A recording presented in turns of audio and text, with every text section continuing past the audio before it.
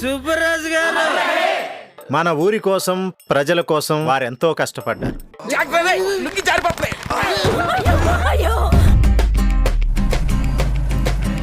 ఇప్పుడు ఇదా మన ఊరు పెద్ద అనే నేను అమ్మ నీ పేరు చెప్పాలి తల్లి. ఆ ముగ్గురు మీ నాన్న తాతయ్యలు ఉన్నప్పుడు కూడా సాయం చేశారు. ఏంటి మీ సమస్య?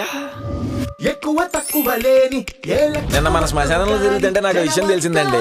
ఇంకా 4 స్థలాలే ఖాళీగా ఉన్నాయి. అంటే మన ఊర్లో ఇంకా 4 శవాలు పూడ్చి పెట్టడానికి మాత్రమే చోటు ఉంది. అది విషయం. నాకైతే అసలు ఏమీ తెలీదు. మీ దగ్గర ఐడియా ఏమైనా ఉందా? నేను చిన్న కష్టపడి ఒక లిస్ట్ తయారు చేశాము. మరి 4 ఎవరికి వస్తాయంటారు?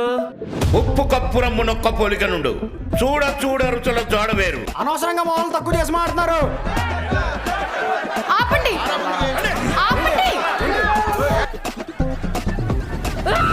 సమాధి చోటు కోసం ఎవరైనా కొట్టుకుంటారా? అందరూ వచ్చి నాకు కావాలి అంటే శ్మశానంలో చోటు కోసం ఒక లక్కీ డ్రా తీయడం జరుగుతుంది.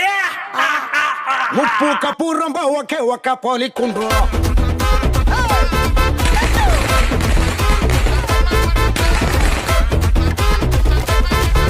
పోయారండి మొత్తం నలుగురు.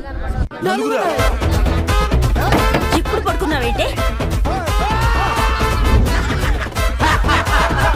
ఆడదాన్ని ఊరి పెద్ద చేస్తే ఇలాగే ఉంటుంది.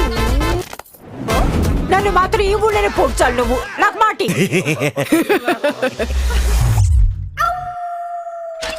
దయచేసి ఎవరు చావద్దని మనవి.